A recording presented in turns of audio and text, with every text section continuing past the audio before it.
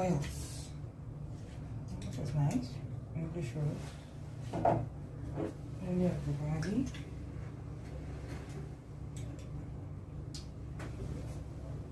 So many fragrances.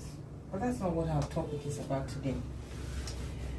So I saw Toke making a response to the issue of Association of Stingy Men.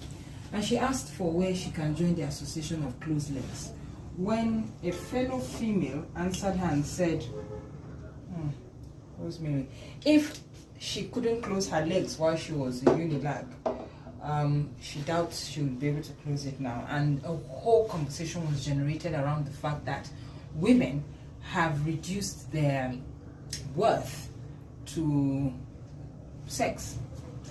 And it got me thinking that I really don't understand why we keep on flogging this issue. Okay, so in the beginning, men would go and be beaten, would go through a circumcision at teenagehood, go into what do you call it, maybe a hunter's trail, to prove their worth at the next ceremony where they could choose women. Not only would they have to prove that they could protect, they had to prove that they could hunt, and they had to bring livestock, and the amount of livestock you brought showed how wealthy the man was. It was a prerequisite. Nobody argued then. Women also, the girls, the young girls who were there, had to be either virgins. I think that was one of the prerequisites. You had to be a virgin. You had to have learned to do quite a number of things at home. You needed to be homely and all that, so that the two would complement each other. That was the order of things.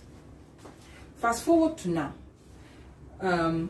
Livestock and beating of the man has been translated, based on where we are, to either him being able to have a good job and bringing home money for her to go to the market, and a roof over her head in a gated community, and to be able to show some form of protection. Now, have we reduced our worth to just sex? The answer is no. Rather, we have adapted our worth to what men have reduced our worth to. And women are smart.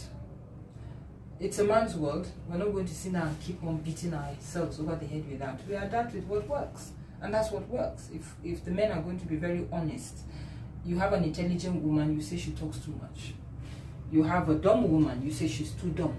You don't want a woman to have an opinion. So what do you want? You want a pretty woman who keeps quiet. Then what else does she offer?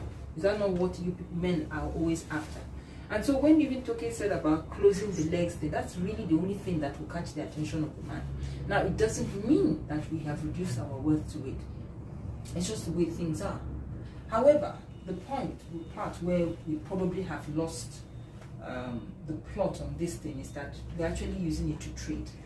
When you have an advantage, you use it. I think that is where we need to get it right, women. We're not using it to trade, it's our advantage. If the men feel that they will withhold their money from us to take care of us because that's their God-given right. It doesn't mean that I don't work for my money, I won't take care of myself, but that's what validates a man.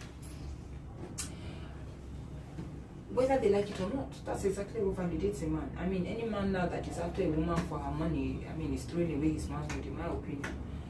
And so back to the issue. The stingy men can go on. I think it's even a good thing. If men hold their money, women are forced not to use their vaginas as fundraisers, which is good. Maybe some sanity will come back into the world, because we've really lost the plot in a lot of things.